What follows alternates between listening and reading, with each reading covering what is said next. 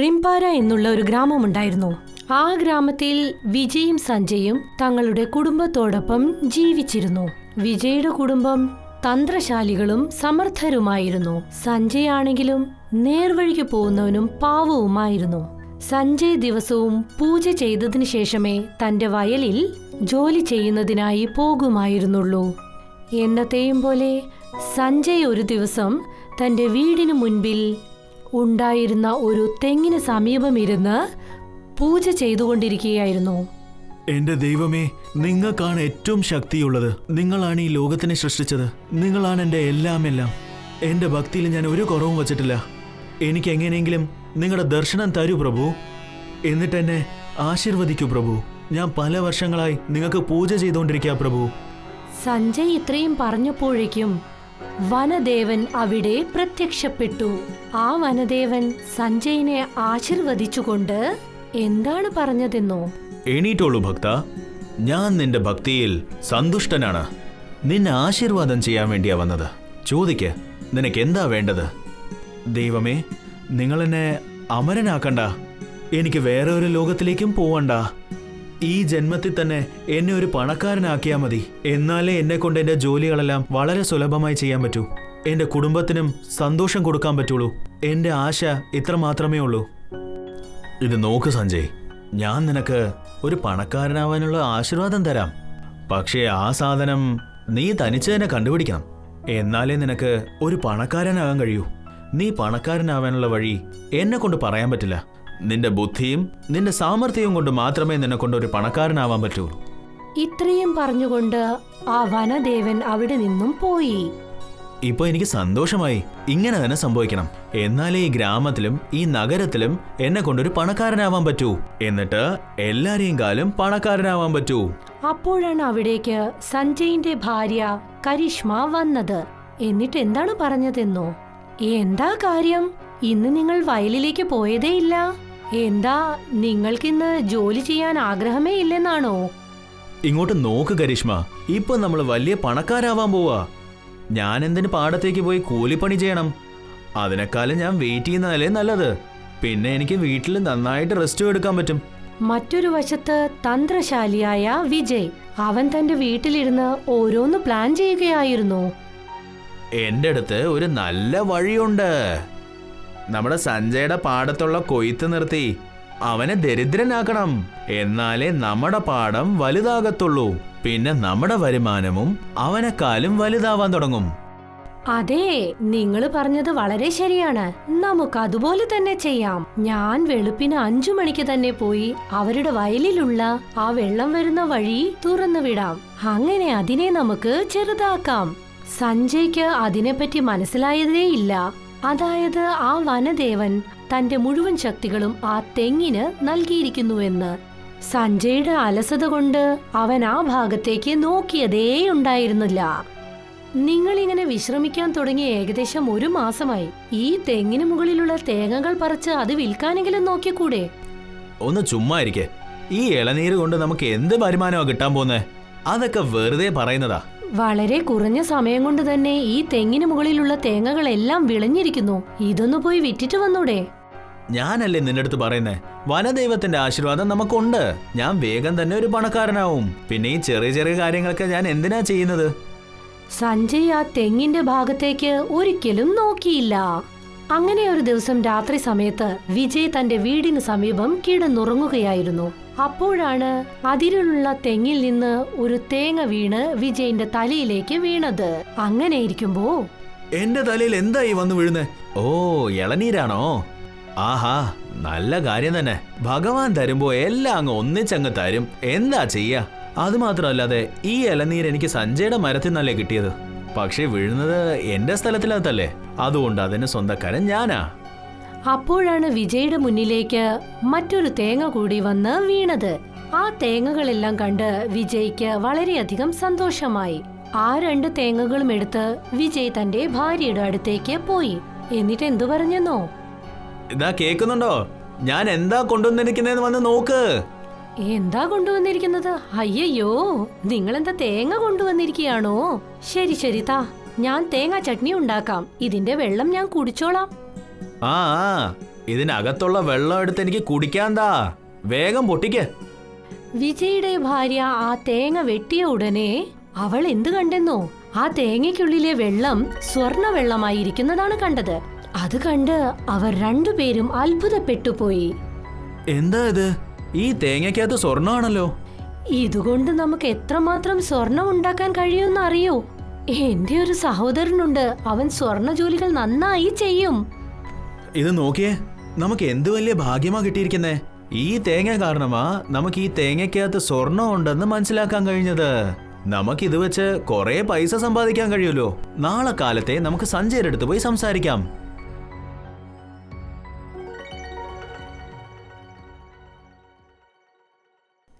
പിറ്റേ ദിവസം സഞ്ജയ് ഉറങ്ങി എഴുന്നേറ്റ ഉടനെ വിജയ് അവന്റെ അടുത്തേക്ക് പോയി സംസാരിച്ചു. ഇത് നോക്കിയേ സഞ്ജയ്, ജോലിയൊക്കെ എങ്ങനെ പോകുന്നുണ്ട്? എനിക്ക് നിന്റെ അടുത്ത് കുറച്ച് കാര്യങ്ങൾ സംസാരിക്കാനുണ്ട്. ആ പറയേ, എന്താ കാര്യം? ഞാൻ ഇവിടെയാ ഉള്ളത്. നിക്ക്, ഞാനൊന്ന് ഭാര്യയെ വിളിക്കട്ടെ.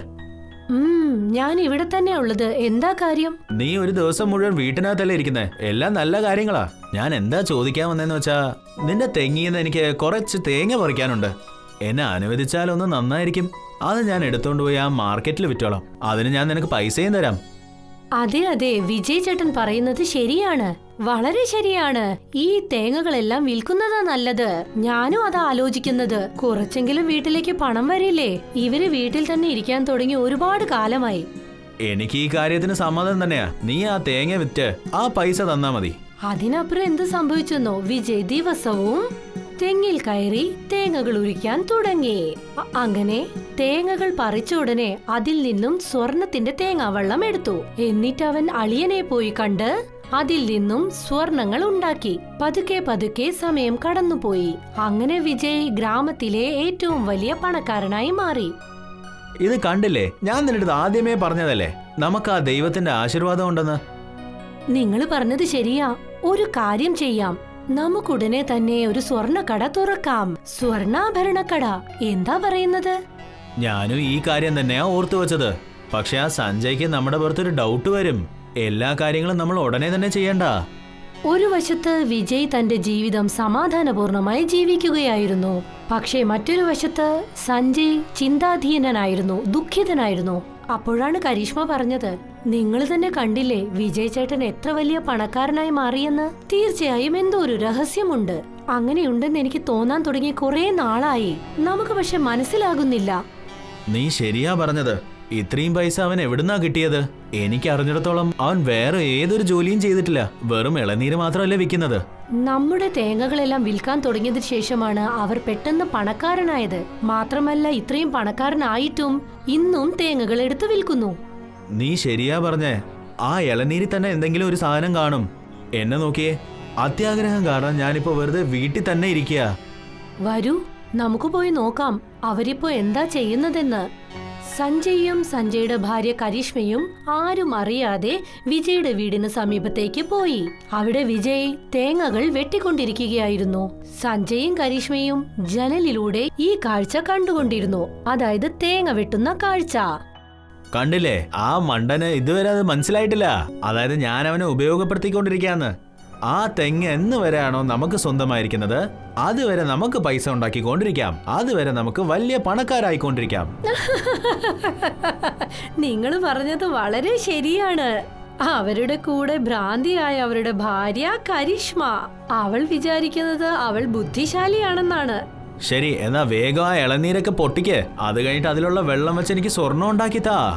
സഞ്ജയും കരിഷ്മയും ഈ കാര്യങ്ങൾ അറിഞ്ഞ ഉടനെ തന്നെ വിജയുടെ വീട്ടിനുള്ളിലേക്ക് കയറി ചെന്നു. എന്നിട്ട് പറഞ്ഞു, ഓ അതെയോ, ഇതാണോ കാര്യം? നീ എനിക്ക് ദ്രോഹമല്ലേ ചെയ്തുകൊണ്ടിരുന്നത്? എനിക്ക് തുച്ഛമായ പൈസ തന്ന് എന്റെ തെങ്ങിന്ന് തന്നെ തേങ്ങ എടുത്തുകൊണ്ട് അതിനെ മൊത്തം സ്വർണമാക്കിക്കൊണ്ടിരിക്കുകയാണോ നിങ്ങള്? ഇത് വളരെ തെറ്റായ കാര്യമാ, വളരെ വലിയ തെറ്റാണ്. ഈ സ്വർണമെല്ലാം ഞങ്ങളുടെ സ്വന്തമാണ്. ഈ പൈസ മുഴുവൻ ഞങ്ങളുടേതാണ്. നീ ഞങ്ങളോട് വളരെയധികം ദ്രോഹം ചെയ്തു. ഓ അതെയോ, ഇതാണോ കാര്യം? നീ എനിക്ക് ദ്രോഹമല്ലേ ചെയ്തുകൊണ്ടിരുന്നത്? എനിക്ക് തുച്ഛമായ പൈസ തന്ന് എന്റെ തെങ്ങിന്ന് തന്നെ തേങ്ങ എടുത്തുകൊണ്ട് അതിനെ മൊത്തം സ്വർണമാക്കിക്കൊണ്ടിരിക്കുകയാണോ നിങ്ങള്? ഇത് വളരെ തെറ്റായ കാര്യമാ, വളരെ വലിയ തെറ്റാണ്. ഈ സ്വർണമെല്ലാം ഞങ്ങളുടെ സ്വന്തമാണ്. ഈ പൈസ മുഴുവൻ ഞങ്ങളുടേതാണ്. നീ ഞങ്ങളോട് വളരെയധികം ദ്രോഹം ചെയ്തു. ഞാൻ നിങ്ങളുടെ ആ തെങ്ങ് മേടിച്ചിരിക്കുകയാണ്. അതല്ലാതെ നിങ്ങൾ എനിക്ക് വാക്കും തന്നിട്ടുണ്ട്. മര്യാദയ്ക്ക് ഇവിടുന്ന് പോയിക്കോ. എന്നിട്ട് പോയി നിങ്ങളുടെ ജോലി നോക്ക്. എന്റെ വീട്ടിലേക്ക് വരേണ്ട യാതൊരു ആവശ്യമില്ല. കരഞ്ഞുകൊണ്ട് അവിടെ നിന്ന് സഞ്ജയ് തന്റെ വീട്ടിലേക്ക് പോയി. എന്നിട്ട് അതേ തെങ്ങിന്റെ അടിയിലിരുന്ന് പ്രാർത്ഥിക്കാൻ തുടങ്ങി. അതായത്, എന്റെ ദൈവമേ, ഇവിടെ എന്തായി സംഭവിക്കുന്നത്? കഷ്ടപ്പെടുന്ന ഒരാളും അതിന് ഫലം അനുഭവിക്കുന്ന വേറെ ഒരാളോ? ഇത് വളരെ തെറ്റായ കാര്യമാ. സഞ്ജയുടെ പ്രാർത്ഥന കേട്ട് അങ്ങോട്ടേക്ക് വനദേവൻ പ്രത്യക്ഷപ്പെട്ടു. എന്നിട്ട് എന്തു പറഞ്ഞെന്നോ? എണീക്കൂ ഭക്ത. ആദ്യത്തെ കാര്യം എന്താന്ന് വെച്ചാ, നീ കുറച്ചുപോലും കഷ്ടപ്പെട്ടിട്ടില്ല. ഞാൻ ആദ്യം തന്നെ പറഞ്ഞതല്ലേ, നീ പണക്കാരനാവാനുള്ള വഴി ഞാൻ പറഞ്ഞു തരത്തില്ലെന്ന്.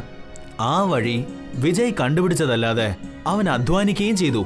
നീ അവിടെ ഉണ്ടായിരുന്ന തെങ്ങിലേക്ക് തിരിഞ്ഞു പോലും നോക്കിയില്ലല്ലോ. നിന്റെ മടിയും കൂടിപ്പോയി. ഞാൻ ചെയ്ത തെറ്റ് എനിക്ക് ഇപ്പോഴാ മനസ്സിലാവുന്നത്. വലിയ മനസ്സ് കാണിച്ച് എന്നെ നിങ്ങൾ ക്ഷമിക്കണം. നീ വളരെ നല്ല മനുഷ്യനാണ് സഞ്ജയ്. പക്ഷെ നീ വിളിക്കുമ്പോഴൊക്കെ എന്നെ കൊണ്ട് വന്നോണ്ടിരിക്കാൻ പറ്റില്ല. ഞാൻ എൻ്റെ എല്ലാ ഭക്തരെയും പോയി കാണേണ്ടതുണ്ടല്ലോ. അപ്പോ ആ വിജയനെ എന്ത് ചെയ്യാനാ? അവൻ എനിക്ക് ദ്രോഹമല്ലേ ചെയ്തത്? നീ അവനെക്കുറിച്ച് ചിന്തിക്കണ്ട. അവൻ ചെയ്ത തെറ്റിന് അവന് തീർച്ചയായും ഫലം കിട്ടും. ഇന്നു മുതൽ നീ ആ തെങ്ങിൽ കയറി തേങ്ങയിട്ട് അതിൽ വരുന്ന സമ്പാദ്യം വെച്ച് നിന്റെ കുടുംബം പുലർത്താൻ നോക്ക്. കൂടുതൽ അത്യാഗ്രഹം കൊണ്ട് പൈസയ്ക്ക് വേണ്ടി ആഗ്രഹിക്കരുത്. ഞാനും കഠിനാധ്വാനം ചെയ്യുന്നവർക്ക് മാത്രമേ എന്നെ കൊണ്ട് സഹായിക്കാൻ കഴിയുള്ളൂ. ഇത്രയും പറഞ്ഞുകൊണ്ട് ആ വനദേവൻ അവിടെ നിന്നും അപ്രത്യക്ഷനായി. അതിനുശേഷം സഞ്ജയ് മരത്തിൽ കയറി തേങ്ങുകൾ ഉരിക്കാൻ തുടങ്ങി. ഇനി മുതൽ നമ്മൾ രണ്ടുപേരും ചേർന്ന് കഠിനാധ്വാനം ചെയ്യും, കുടുംബം പോറ്റും. ഈ മാന്ത്രിക തേങ്ങയിലുള്ള സ്വർണ്ണവെള്ളം കാരണം നമ്മുടെ കുടുംബം നന്നായി പുലർത്താൻ പറ്റും. നമ്മുടെ പിള്ളേരെ നല്ലൊരു സ്കൂളിൽ പഠിപ്പിക്കാൻ പറ്റും. നമ്മുടെ ജീവിതവും നല്ല വിധത്തിലാവും. സഞ്ജയ് തനിയെ തന്നെ തെങ്ങിൽ കയറി തേങ്ങകൾ ഉരിക്കാൻ തുടങ്ങി. എന്നിട്ട് തന്റെ കുടുംബം നന്നായി പോറ്റാൻ തുടങ്ങി. ഇതുകണ്ട് വിജയ്ക്ക് അസൂയയും ദുഃഖവും ഒരുമിച്ച് വന്നു. എന്നിട്ട് വീണ്ടും വീണ്ടും പ്ലാൻ ചെയ്യാൻ തുടങ്ങി. ഇന്ന് രാത്രി സഞ്ജയും അവന്റെ ഭാര്യയും ഉറങ്ങിയതിനു ശേഷം അവരുടെ വീട്ടിലേക്ക് പോയി അവരുടെ തെങ്ങിൽ നിന്ന് ആ തേങ്ങയെല്ലാം ഞാൻ മോട്ടിക്കാൻ പോവാണ്. അടിപൊളിയല്ലേ? രാത്രി സമയമായതോടെ വിജയ് സഞ്ജയുടെ തെങ്ങിൽ കയറി. എന്നിട്ട് ആ മരത്തിൽ നിന്ന് 2 തേങ്ങകൾ ഉരിച്ചു. എന്നിട്ട് അത് എടുത്തുകൊണ്ടുപോയി വീട്ടിൽ പോയി വെട്ടി. വിജയ് ആ തേങ്ങ വെട്ടിയ ഉടനെ ആ തേങ്ങയിൽ നിന്ന് തേളുകൾ പുറത്തേക്ക് വരാൻ തുടങ്ങി. അയ്യോ, ഓടിക്കോ! ഇതെന്തായി സംഭവിക്കുന്നത്? ഇതിനകത്ത് തേലാ ഉള്ളത്. ഞാൻ പറയുന്നത് കേട്ടില്ലേ? ഓടിക്കോ! ഇതിനെല്ലാം കാരണം നിങ്ങൾ ഒരാളാണ്. ഇത്രയധികം സ്വാർത്ഥനാവാൻ പാടില്ല. ഞാൻ നിങ്ങളോട് തുടക്കത്തിലേ പറഞ്ഞു ഇങ്ങനെയൊന്നും ചെയ്യാൻ പാടില്ലെന്ന്. എന്ത്? അതെയോ? നീയല്ലേ വലിയൊരു ജ്വല്ലറി കെട്ടാന്ന് എന്റെ അടുത്ത് പറഞ്ഞത്. ഇപ്പൊ എന്താ നീ ഇങ്ങനെ സംസാരിക്കുന്നേ? വിജയും തന്റെ ഭാര്യയും വീട് വിട്ട് പുറത്തേക്ക് വരികയായിരുന്നു. അതിനുള്ളിൽ തന്നെ അങ്ങോട്ടേക്ക് സഞ്ജയ് വന്നു. അവൻ പുറത്തുനിന്ന് വിജയുടെ വീട് പൂട്ടിയിട്ടു. എന്നിട്ട് എന്താണ് പറഞ്ഞതെന്നോ? ഇതെല്ലാം നിങ്ങൾ ചെയ്ത തെറ്റിനുള്ള പ്രായശ്ചിത്തമാ. എപ്പോഴാണോ നിങ്ങൾ ചെയ്ത തെറ്റെല്ലാം നിങ്ങൾ മനസ്സിലാക്കുന്നത്, അതുവരെ നിങ്ങൾക്ക് ശിക്ഷ കിട്ടിക്കൊണ്ടേയിരിക്കും. ദയവ് ചെയ്ത് ഞങ്ങളുടെ തെറ്റുകൾ പൊറുക്കണം. ഞങ്ങൾ നിങ്ങളുടെ എല്ലാ പണവും തിരിച്ചു തരാം. എന്നിട്ട് ഞങ്ങൾ ഇനി ഒരിക്കലും ആരെയും ദ്രോഹിക്കാൻ നിൽക്കില്ല. സത്യമാ പറയുന്നത്. ഞങ്ങളെ ഒന്ന് തുറന്നു വിടൂ. ഞങ്ങളോട് ക്ഷമിക്കൂ. വിജയും അവന്റെ പത്നിയും ക്ഷമ ചോദിച്ച ഉടനെ അവിടെ ഉണ്ടായിരുന്ന എല്ലാ തേളുകളും അപ്രത്യക്ഷമായി. അങ്ങനെ സഞ്ജയ് വാതിൽ തുറന്നു. സഞ്ജയ്, എന്നെ ഒന്ന് ക്ഷമിക്ക്. വലിയ മനസ്സ് എന്നെ ഒന്ന് ക്ഷമിക്ക്. ഇനി തൊട്ട് ഞാൻ ഒരിക്കലും ഇങ്ങനെ ഒരു തെറ്റ് ചെയ്യത്തില്ല. ആ ശരി, ഞാൻ ക്ഷമിച്ചു കഴിഞ്ഞു. നീ ഒന്നും കൊണ്ട് ആലോചിക്കണ്ട. ഞാനുണ്ട് നിന്റെ കൂടെ. ഇനി നമുക്ക് എല്ലാവർക്കും സന്തോഷമായി ജീവിക്കാം.